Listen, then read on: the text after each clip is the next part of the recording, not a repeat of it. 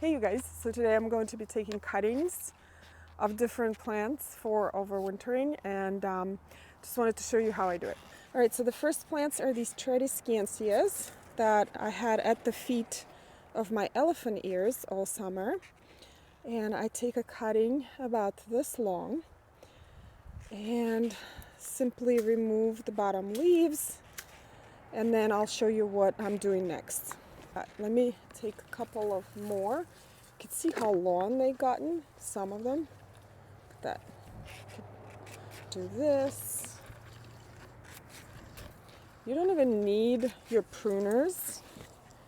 You could just break them with your fingers.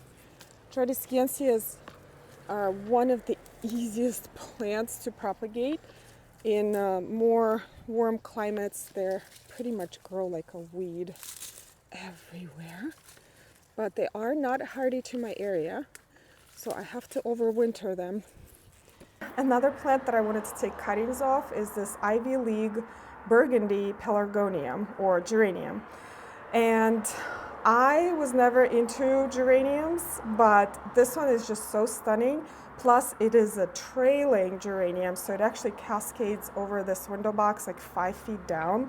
So I really want to try to save it. I've never propagated pelargoniums or geraniums before, so this will be an experiment. But I know you're not supposed to take cuttings of blooming parts of the plant, but there are actually no other parts of the plant. It's all a blooming parts. So what I'm going to do, I'm going to cut the bloom stalks off. I mean, look at that, how gorgeous. And just take a cutting like this, and we'll see what happens. Gardening is all about experimenting. Wait, I see one that is not blooming. Hold on. Not blooming. Look at this one here.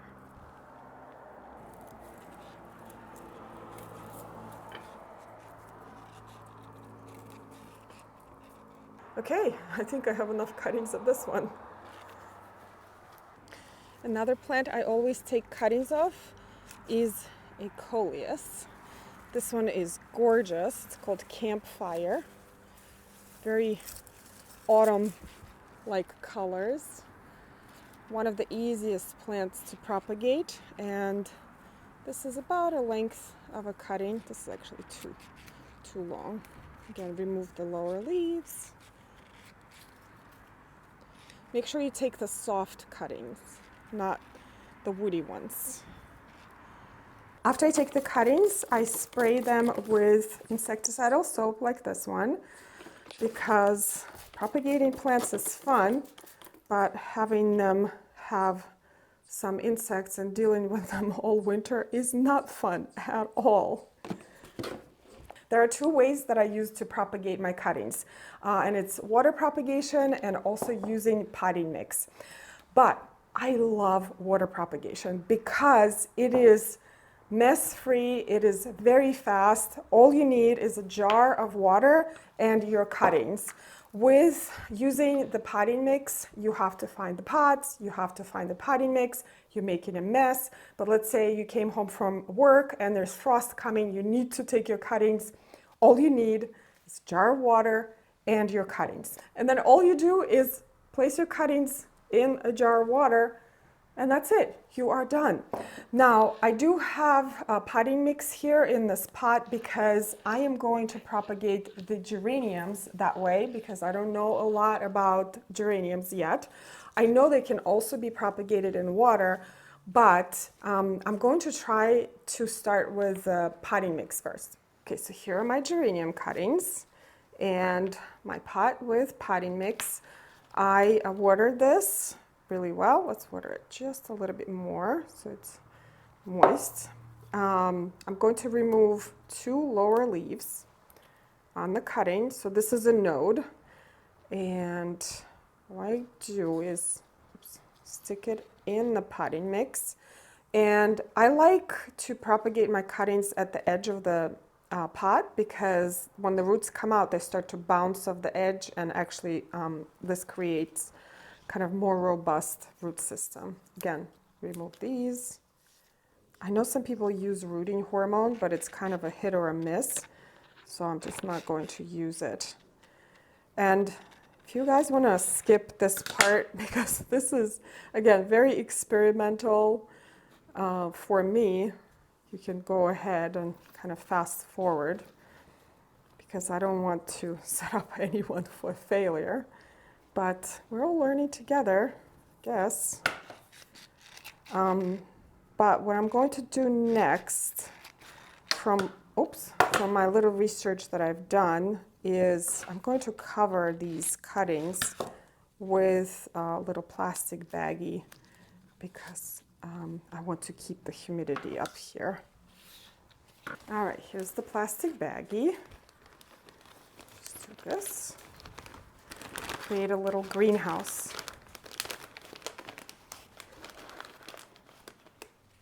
And the next thing I do is place my cuttings under the lights right here I have near my kitchen.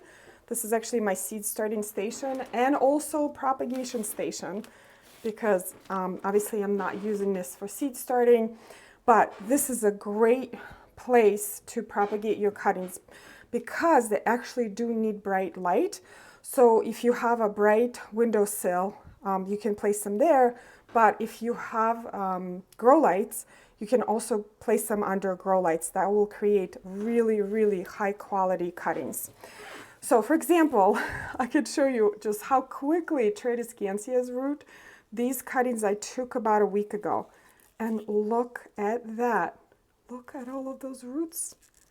They are ready, almost ready to be potted up. I also took cuttings of Pelea glauca a couple of weeks ago. And look at all of those roots. This is definitely ready to be potted up. Pelea glauca is a really beautiful plant. This is the mother plant. I use it as a spiller for my outdoor containers. It has this beautiful bluish silver kind of foliage. Now another type of cutting I have here is this Alternanthera. And what I learned this year is that Alternanthera needs high humidity to root, because when I placed it just in a jar of water, it was wilting. And no matter what I did, I was spraying it with water a little bit, it just was wilting. But as soon as I put it in this takeout container and closed the jar, it bounced back. It looks really happy and then started rooting. Look at all those roots.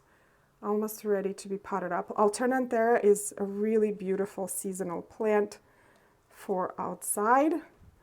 So hoping to save this one over the winter. It'll be really, really nice.